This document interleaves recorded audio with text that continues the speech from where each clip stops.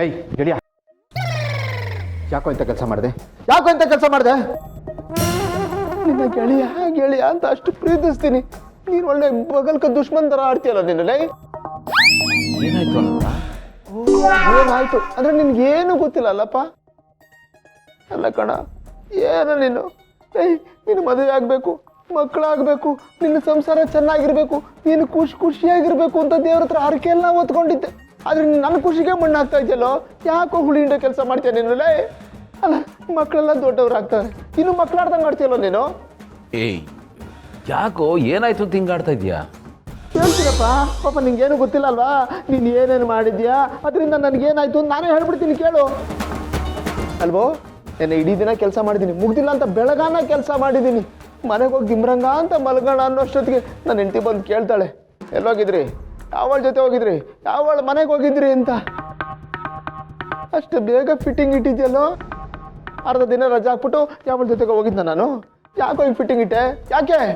ನಾನು ಹಂಗೆಲ್ಲ ಏನು ಹೇಳಿಲ್ಲ ಕಣೋ. ನೀನೇ ಹೇಳಿರೋದು, ನನ್ನ ಮೇಲೆ ಆಣೆ ನೀನು ಹೇಳಬೇಕು, ನೀನೇ ತಾನು ಹೇಳಿರೋದು. ಆಯ್ತಪ್ಪ, ನಾನೇ ಕಿಂಗ್ ಪಿನ್ನು, ನಾನೇ ಪಿನ್ ಇಟ್ಟಿದ್ದು. ನೋಡೋ ಆನಂದ, ನೀನು ಹೀಗಿದ್ರೆ ನೋಡಕ್ ಚಂದ ಕಣೋ, ಅದಕ್ಕೆ ಪಿನ್ ಇಟ್ಟೆ. ನೋಡೋ, ಪಿನ್ ಇಡೋದು ಪ್ರೀತಿ, ಅರ್ಥ ಮಾಡ್ಕೋ. ಅಪ್ಪ, ನೀನು ಪ್ರೀತಿ ನೀನೇ ಇಟ್ಕೊಳ್ಳೋ, ದಯವಿಟ್ಟು ನನ್ನ ಫ್ಯಾಮಿಲಿಗೆ ತರಬೇಡ. ಗಂಡ ಹೆಂಡ್ತಿನ ಪ್ರೀತಿಯಿಂದ ಇರಕ್ ಬಿಡು. ಹುಳಿ ಹಿಂಡಲೇಬೇಕು ಅಂತಿದ್ರೆ ಒಂದು ನಿಂಬೆಹಣ್ಣು ತಗೋ, ಗ್ಲಾಸ್ ತಗೋ, ಹುಳಿ ಹಿಂಡ್ಬಿಟ್ಟು ಶರ್ಬತ್ ಮಾಡ್ಕೊಂಡು ಕುಡಿದ್ಬಿಡು. ನನ್ನ ಲೈಫಲ್ಲಿ ನಿಂಬೆಹಣ್ಣು ಹಿಂಡ್ಬೇಡ ಕಣ. ನೋಡಿದ್ರೆ ನಿಂಗೆ ಅಯ್ಯೋ ಅನ್ಸಲ್ವೇನೋ, ಸಾಡಿಸ್ಟ್ ಕಣ ನೀನು. ಆಯ್ತಪ್ಪ, ಸಮಾಧಾನ ಮಾಡ್ಕೊಳ್ಳೋ, ನಾನೇ ಸಾಲ್ವ್ ಮಾಡ್ತೀನಿ. ಮಾಡು, ಒಟ್ಟು ಇವತ್ತು ನಾನು ನನ್ನ ಹೆಂಡ್ತಿ ಚೆನ್ನಾಗಿರ್ಬೇಕು, ಆ ಥರ. ಆಯ್ತಾಯ್ತು.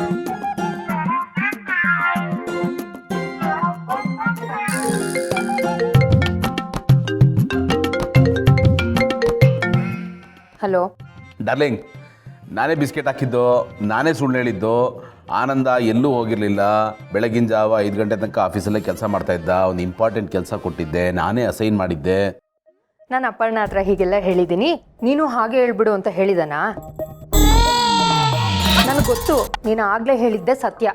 ಈಗ ಸುಮ್ಮನೆ ಪ್ಯಾಚಪ್ ಮಾಡಕ್ಕೆ ಬರಬೇಡ. ಅವನ ಬಗ್ಗೆ ನಂಗೆ ಗೊತ್ತಿಲ್ವಾ ಈ ಥರ ಎಷ್ಟು ಆಟಗಳು ಆಡಿದ್ದಾನೆ ಅಂತ? ಇಲ್ಲ ಇಲ್ಲ ಇಲ್ಲ ಇಲ್ಲ, ನಾನು ಈಗ ಹೇಳ್ತಾರೆ ಸತ್ಯ, ಅವಾಗಲೇ ಹೇಳಿ ಸುಳ್ಳು. ಇಲ್ಲ, ನೀನು ಆಗಲೇ ಹೇಳಿದ್ದೆ ಸತ್ಯ, ಈಗ ಹೇಳ್ತಿರೋದು ಸುಳ್ಳು. ನನಗೆಲ್ಲ ಗೊತ್ತು, ನಾನು ಯಾರ ಮಾತು ನಂಬಲ್ಲ. ನಂಗೆ ಯಾರು ಸಮಜಾಯಿಷಿ ಕೊಡೋದು ಬೇಡ. ನನ್ನ ಒಳ್ಳೆಯವನು ಏನಾಯ್ತು, ಕಟ್ ಮಾಡ್ಬಿಡ್ಲಾ? ನನ್ನ ನೋಡೋ, ನನ್ನ ಕೈಲಾದ ಪ್ರಯತ್ನ ನಾನು ಮಾಡಿದೆ ಆನಂದ. ಮಾಡಿದಪ್ಪ, ಒಂದು ಕ್ಷಣ ಸಾಕು ಹುಳಿ ಹಿಂಡೋದಕ್ಕೆ. ನಾನು ಪ್ಯಾಚಪ್ ಮಾಡೋದಕ್ಕೆ 1 ವಾರ ಬೇಕು ಗೊತ್ತಾ. ಎಲ್ಲರೂ ಹಣೆ ಬರೋಣ ದೇವರು ಸ್ಟ್ರೈಟಾಗಿ ಬರೀತಾನೆ.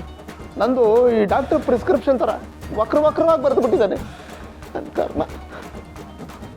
ಏನಾಗಲ್ಲ ಬಿಡ, ಮಾಡೋದೆಲ್ಲ ಮಾಡ್ಬಿಟ್ಟು ಏನಾಗಲ್ಲ.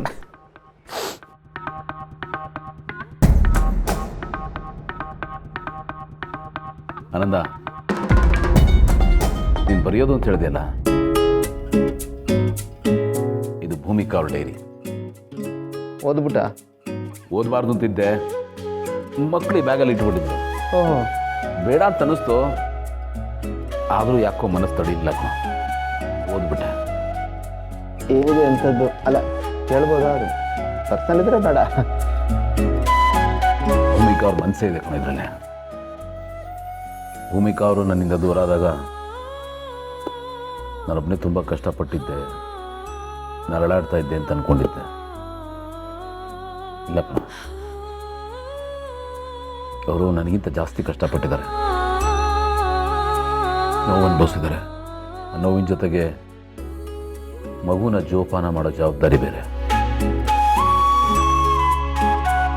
ಅದನ್ನೆಲ್ಲ ಹೇಗೆ ನಿಭಾಯಿಸಿದ್ರು ಭಗವಂತನ ಗೊತ್ತು. ಅವರು ನನ್ನನ್ನು ತುಂಬ ಮಿಸ್ ಮಾಡ್ಕೊಂಡಿದ್ದಾರೆ, ನನ್ನ ಬಗ್ಗೆ ತುಂಬಾ ಯೋಚನೆ ಮಾಡಿದ್ದಾರೆ, ನನಗೋಸ್ಕರ ಕಾದಿದ್ದಾರೆ. ಅವ್ರ ಪ್ರತಿ ಹೆಜ್ಜೆಲೂ ನಾನಿದ್ದೆ, ನನ್ನ ನೆನಪಿತ್ತು. ಎಲ್ಲವೂ ಇದೆ ಇದರಲ್ಲಿ. ಏನು ಬಿಕ್ರು, ತುಂಬ ಪೊಯಿಟಿಕ್ ಆಗಿ ಮಾತಾಡ್ತಾ ಇದೆಯಾ?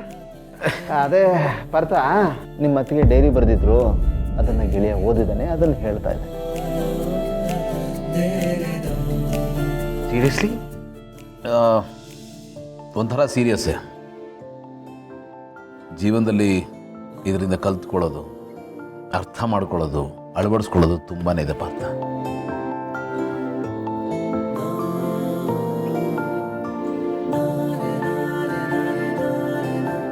ನನ್ನ ಪಾಲಿಗೆ ಇದು ಭಗವದ್ಗೀತೆ ಅಂದ್ರೂ ತಪ್ಪಿಲ್ಲ.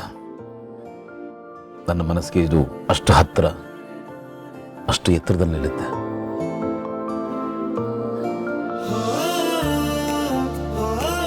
ಭೂಮಿಕಾ ಅವ್ರು ನನ್ನನ್ನು ಪ್ರೀತಿಸ್ತಾ ಇದ್ದಾರೆ ಅಂತ ಗೊತ್ತಿತ್ತು, ಆದರೆ ಇಷ್ಟು ಪ್ರೀತಿಸ್ತಾ ಇದ್ದಾರೆ ಅಂತ ಗೊತ್ತಿರಲಿಲ್ಲ.